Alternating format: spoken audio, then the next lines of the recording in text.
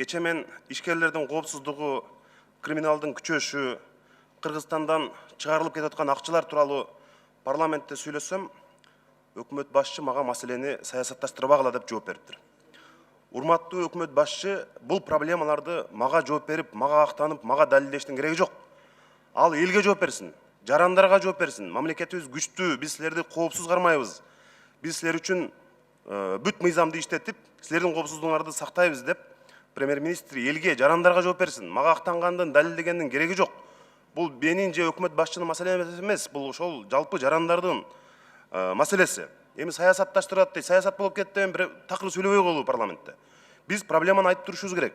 Ооруну жашырсаң өлүм ашкерелет дейт. Биз проблеманы мына ушул жерден айтып козгоп турбасак болбойт. Биз оозубузду жыгычаң мына кечинде аэропорттон дагы бир ишкердин акча ташыган өзүнүн машинесинде багажында сөгү табылып атат. Биз биякта сүйлөп криминал кылмыш дүйнөсү баш көтөрдү деп атсак, айтып оозубузду жыгычаң дагы бир ушундай бир каргашалуу окуя болуп атат. Анан ушул жерде соттор, МВД, милиция кармап барып ошол кылмышкерлерди түрмөгө отургузгандан кийин 1-2 жылга жетпей чыгып кетип атат.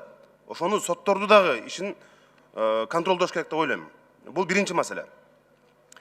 Экинчи маселе мына Баткенде чек аралаш айылдарга барып келдик. Биз Аксай, Актатыр, Максат айылдарына чейин проблема абдан кайнап атат. Чек араны тактоо боюнча иш алып барган Жеңиш Рызаков баштаган комиссия ошол жерде жергиликтүү элдин үнүн укпай атат деп нааразы болгондор көп.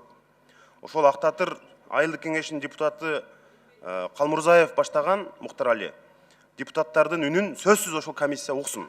Анткени алар жанагы 275 метр кыргыздын жери тууралуу абдан көп кайрылууларды айтышты. Мындай жол бергилис нерселер болуп атат деди. Ошон үчүн комиссиялардын үнүн сөзсүз угуш керек. Экинчиден мына Максат айылы. Мына өкмөт жакында бюджетти алып келатасыңар. Ушул чек аралаш айылдарга өзгөчө көңүл буруп, акчаны аябаш керек деп айтат элем. Социалдык объекттер болобу? Ошол Максат айылына азыр 2 километр канал суу каналы курулуп токтоп калыптыр.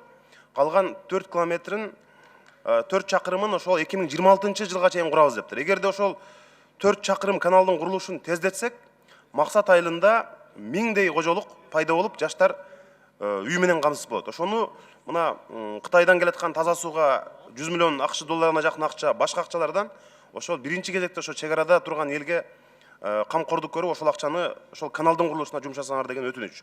Экинчиден өткөндө өкмөт башчы келгенде дагы айткам, жанагы 35 000 сом Максат айылына курулган үйлөргө жеке менчикке өткөрүү үчүн 35 000 сом ал жерде элде жок. Ошону карасаңар, эми калган маселелерге жетишпей калат экен. Мен мына өкмөт бюджет менен келгенде ошондо айтабыз.